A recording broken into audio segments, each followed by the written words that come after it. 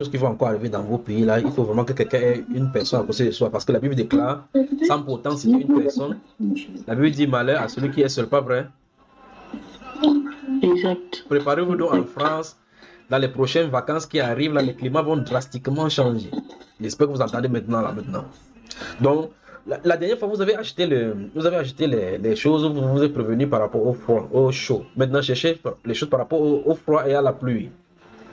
Et les inondations, si vous n'avez pas cherché les choses par rapport, prenez les dispositions à cause des inondations qui arrivent. Donc, vous êtes prévenus maintenant. À cause des inondations subies qui vont venir chez vous en France.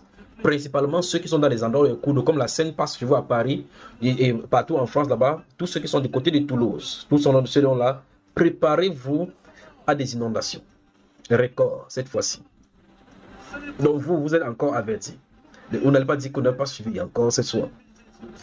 Ce qui est bon, c'est que ça arrive à une saison où non, c'est pas normal. C'est ça que vous voyez que quelque chose ne va pas. Ces choses-ci sont en train d'arriver. Dieu est en train de dire, faites attention, vous qui êtes ici, je vous ai à l'œil. C'est ce que le Saint-Esprit nous dit là maintenant.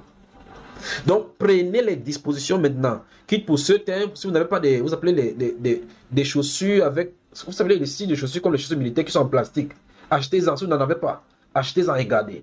Des styles d'habits pour le froid et pour le... S'il pleut sur vous là, les habits à écailles. Comment vous appelez ça? En nylon. Préparez-vous-en.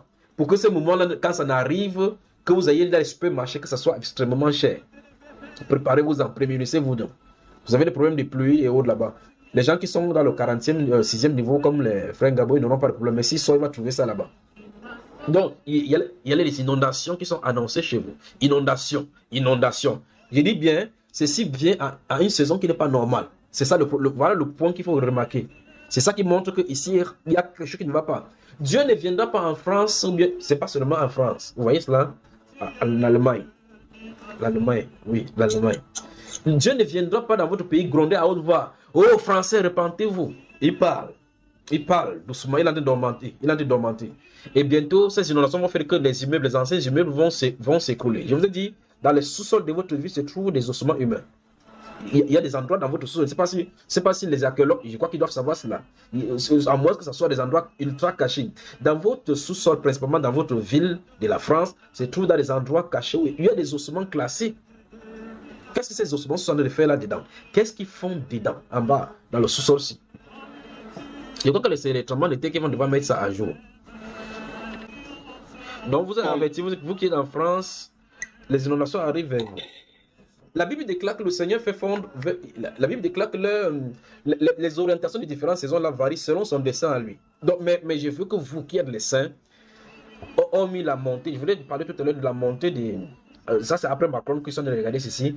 Mais comme c'est un peu lointain, je voulais vous prendre ce qui est proche là pour vous dire. Il y en a plein ici au devant de moi qui s'affichent là.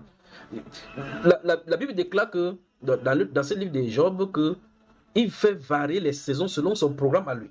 Donc, quand les gens vont commencer à parler que c'est le typhon qui a fondu dans la messe ici, donner le nom féminin.